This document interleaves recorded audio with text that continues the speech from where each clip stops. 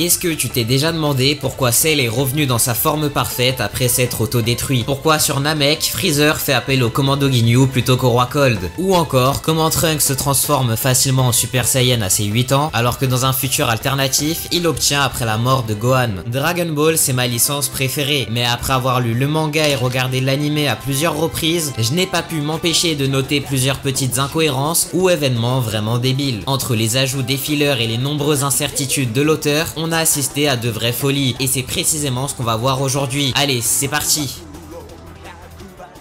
Bon, au début de Dragon Ball Z, Raditz nous apprend que la planète Vegeta a explosé il y a 3 ans. À ce moment-là, il pensait encore que c'était à cause d'une météorite. Mais l'incohérence ici, c'est que la planète était censée exploser il y a une vingtaine d'années. Sinon, ça ne concorde pas avec les 23 ans de Goku au début de Dragon Ball Z. Car d'après l'OAV de Badak, qui a été canonisé dans une des pages de la saga Namek, Goku a été envoyé sur Terre juste avant l'explosion de la planète Vegeta. Enfin, quelques épisodes après cette révélation, Goku et Piccolo se retrouvent face à Raditz, qui prend clairement l'avantage. Et je crois que je suis le seul à relever cette petite incohérence, mais pendant tout l'affrontement, Goku et Piccolo passent beaucoup trop de temps à courir et sauter pour se déplacer, contrairement à Raditz qui lui n'hésite pas à voler pour gagner en vitesse. C'est quand même un peu dommage, la Team Z aurait pu éviter d'en arriver là.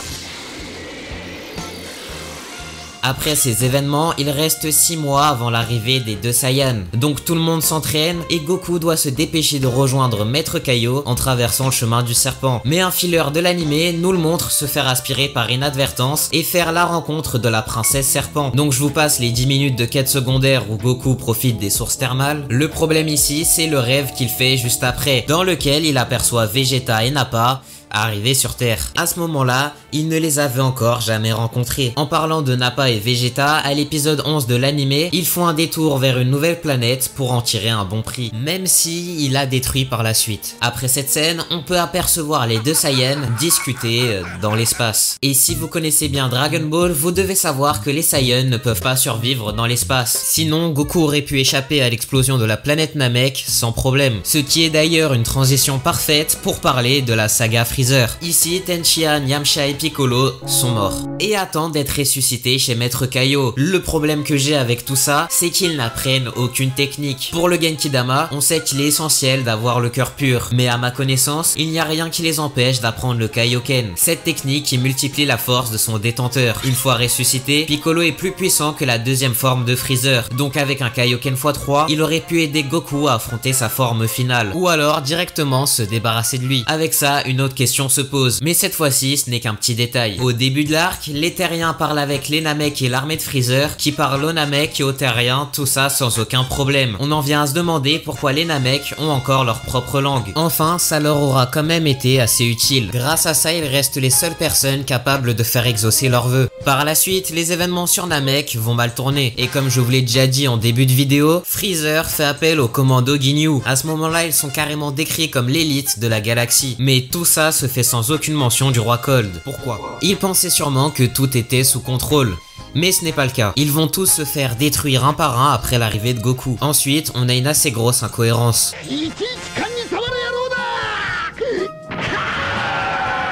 Vegeta fait jeu égal avec Freezer. Alors pour vous expliquer tout ça, je vais devoir vous parler d'unité. Lorsqu'un Saiyan frôle la mort, sa force augmente considérablement. Par exemple, à l'arc Saiyan, Vegeta avoisinait les 18 000 unités. Il était sur le point de mourir après son affrontement contre Goku, Krillin et Gohan. Et Yajirobe aussi. Et après ça, il atteint le niveau de puissance de 24 000. Ici, l'écart est impressionnant, mais n'est pas du tout cohérent avec ce qui arrive par la suite. Face au commando Ginyu, Vegeta avait 30 000 unités. Il se fait exploser par Recoome et une fois soigné, il rivalise avec Freezer, alors que lui, il est à 530 000 et il ne s'est quasiment rien passé entre ces deux événements. Ils ont battu Ginyu et Vegeta s'est endormi. Passer du niveau de Recoome à celui de Freezer en un Zenkai, c'est un peu gros, non? Enfin, parlons désormais de la saga Cell, la saga où j'ai trouvé le plus d'incohérences. Déjà, comment le docteur Gero a pu créer des androïdes plus puissants que Freezer? Est-ce que le tyran de la galaxie ne serait qu'en fait qu'une véritable fraude? Mais la réponse à ça, c'est sûrement juste le power creep. On ne pouvait pas revenir à des adversaires moins puissants que dans la saga précédente. La dernière des inventions de Gero qu'on a vues avant l'arrivée de C20, c'était C8. Et s'il serait revenu avec un cyborg du même niveau pour vaincre Goku, ça aurait posé un petit problème. Comment ça se fait que Krillin et Tenshinhan n'arrivent pas à détruire la porte blindée du laboratoire de Gero? Je veux dire, on a toujours été habitué à bien plus que ça. Bon, encore jusque là, c'était des détails. Maintenant, je dois vous parler de ce moment.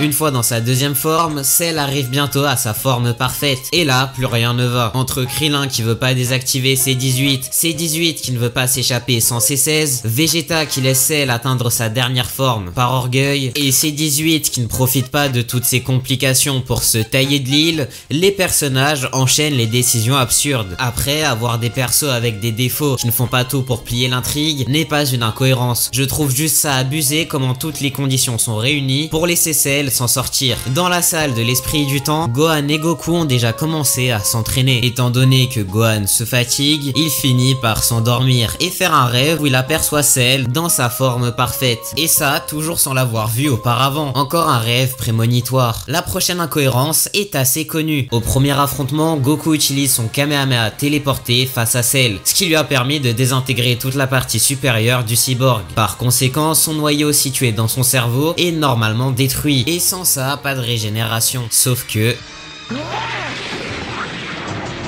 avec ça, une autre incohérence qui va peut-être vous surprendre. C'est ce moment où Cell crée ses Cell Junior. Gohan en SSJ2 va tous les one-shot, si bien qu'il en tue 8 alors que la créature en avait engendré que 7. On retient aussi qu'ils ne visent pas tout le temps leur tête, donc eux je ne vois pas pourquoi ils ne se sont pas régénérés. Et autre chose d'assez choquant avec tout ça, c'est la téléportation instantanée apprise en 2 secondes. Bon après, sans ça l'histoire aurait été totalement bloquée, mais je trouve ça assez facile que Cell arrive à reproduire une technique qu'il n'a vue qu'une seule fois. Et surtout, pourquoi le faire seulement maintenant? On peut aussi parler du fait que Cell revient dans sa dernière forme après avoir recraché ses 17 et s'être autodétruit. Pour conclure, passons à la saga avec mes incohérences préférées. J'ai nommé la saga Boo.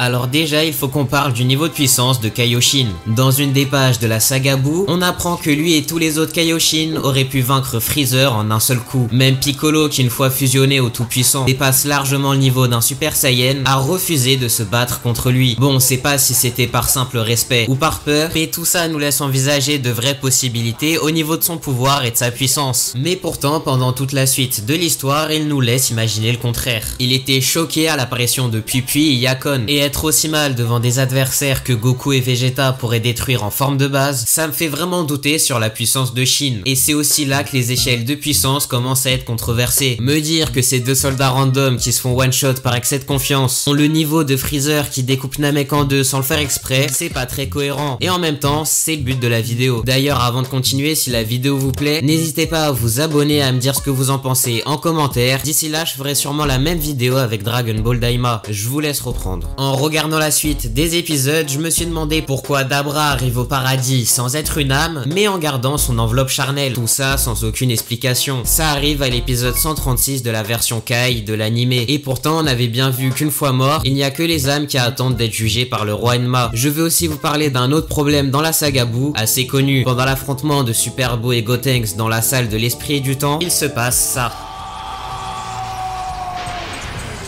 Super Boo quitte la salle avant de tuer toute la Team Z qui s'était réfugiée dans le palais divin pour échapper à la menace. À l'intérieur, Gotenks passe en Super Saiyan 3 et lui et Piccolo arrivent à s'échapper. Mais à ce moment-là, c'était trop tard. Boo a déjà tout détruit. Le problème, c'est que dans la salle de l'esprit du temps, le temps s'écoule 365 fois plus lentement. Imaginons que ça aurait pris seulement 10 secondes à Super Boo d'éliminer tout le monde comme il l'a fait. Gotenks et Piccolo auraient donc eu plus d'1 heure pour sortir de la salle, ce qui le fait largement. Donc normalement, Boo n'aurait pas eu le temps d'attaquer qui que ce soit. Même si ça ne change rien à la suite de l'histoire, cette info reste assez importante. Une autre question que je me pose, c'est pourquoi Végéto, qui est censé être un nouvel être, a pu utiliser le Super Saiyan sans passer par la case traumatisme. La fusion Potara est décrite comme une union des 2 participants pour créer une toute nouvelle entité. Donc le fait qu'elle conserve les souvenirs et les capacités des persos, ok, mais le Super Saiyan, c'est pas juste une simple technique. Pourtant, il arrive à utiliser cette transformation comme si de rien n'était. C'est un peu contradictoire de ne pas le voir repartir à zéro. Et puis même, Goku est vivant et Vegeta, lui, est mort. Pourquoi la fusion a-t-elle eu lieu? Après l'apparition de Végéto, on arrive dans les derniers épisodes de la série. On peut apercevoir les anciens ennemis de Goku en enfer, et je me demande comment Cell, l'antagoniste entièrement artificiel créé par Gero, a pu se retrouver en enfer.